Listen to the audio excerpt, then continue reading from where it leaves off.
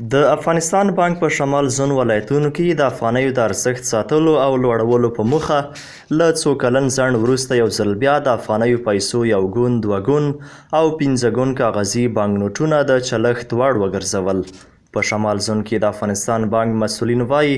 د وړو پیسو دغه بانک نوټونه تیرې ادارې د شخصي ګټو په موخه بندي کړې وې او عامو خلکو ته یې ناسم ذهنیت ورکړی و چې افغانستان بانک د خلکو ستونزو ته په کتو یو ځل بیا د استفادې وړ وګرځولی او 800,000 افغاني بانک نوټونه یې په لومړۍ ورځ پر بلخ سربیره،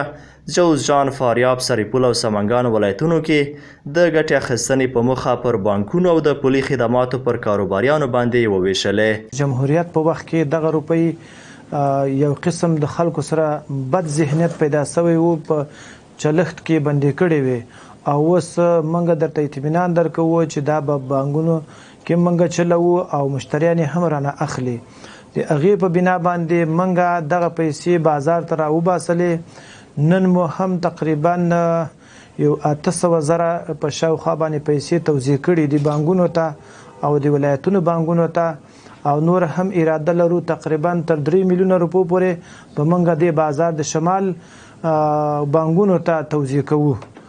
ورته مهال بلخ کې د یو شمېر خصوصي بانکونو مسؤلین وایي چې د وړو پیسو کمښت له کلونو را په دې خوا له ګڼو ستونزو سره مخ کړي وو چې له کبله یې کاروبار هم ټکنی شوی و.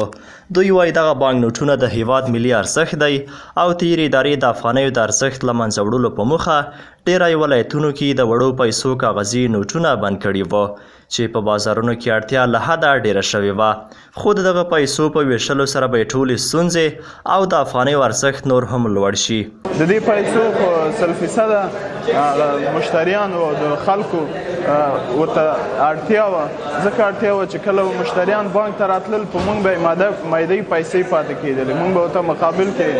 ګونګو پیسې به نه وي او د دې خو ډېر ښه دغه دی چې ارزښت دی نور هم د افغانۍ ساتل کېږي. دا بانک نوټونه د هیواد ملي ارزښت دی،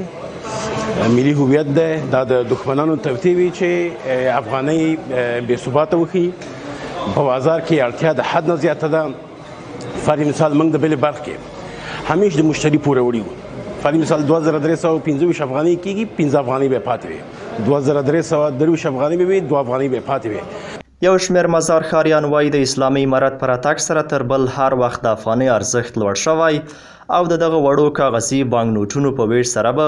نه یوازې دا چې نور هم لوړ شي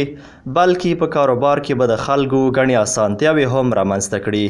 د مزار ښار 2 تنه اوسیدونکي فواد او دلاغا پر خلکو غږ کوي چې افغانۍ کرنسۍ دې په سم ډول وساتي او له دې وروسته دې د وړو پیسو له کاغذي بانک نوټونو څخه کار واخلي. پولای خورده هم کسی هویت ما شماست و در ثبات پول افغانی خیلی رول داره که باید مردم هم در حفظ نگه داشت از این پول بسیار زیاد کوشش کنن و ارگانا هم اطلاعیه نشر کردن در صورتی که کسایی که قابل چالش نمیدانن با اونا برخورد قانونی صورت میگیره. گفتن که ما از این بسیار خوشی میکنیم و باید همگی ما باز هم در حفظ نگه داشتش کوشش کنیم که مثل دوره قبل واره